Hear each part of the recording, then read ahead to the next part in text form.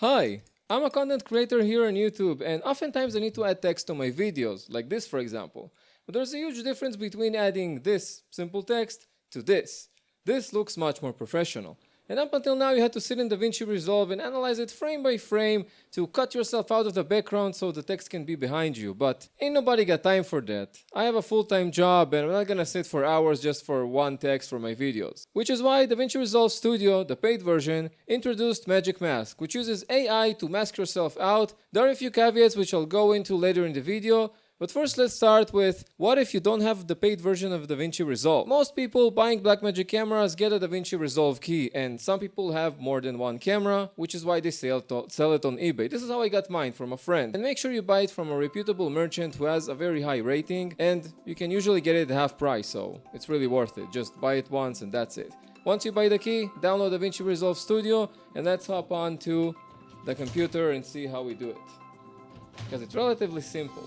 Put any clip you want in the timeline and make sure to duplicate it above itself so the beginning and the end will match. What we're gonna do is at the topmost clip we're gonna cut ourselves out so we have no background around us.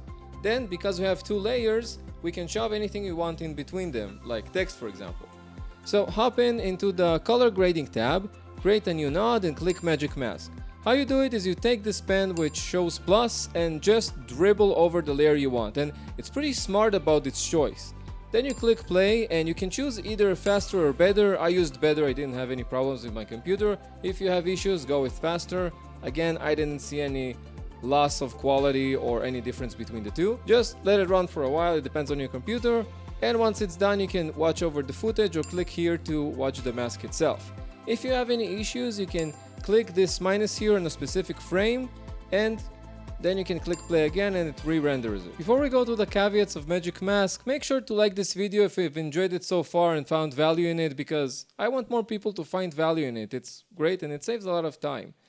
So let's talk about the caveats, and the first one is that if you have fine details like this T holder, I have no idea what they're called. But if you have fine lines like this one, Magic Mask might have issues. I'm not sure, but I had some issues with it. So make sure you don't use any fine lines, and I used to have long hair so it would hop on up and down. But yeah, if you do any movements, really abrupt and fast movements, Magic Mask will have problems tracking you as well. It might succeed from time to time, but the text might look weird, so make sure about that as well. But these are all the caveats I found, and if you're just doing a regular talking head like myself, it would work. Thank you for watching, and also check what YouTube recommends here, and I'll see you next week.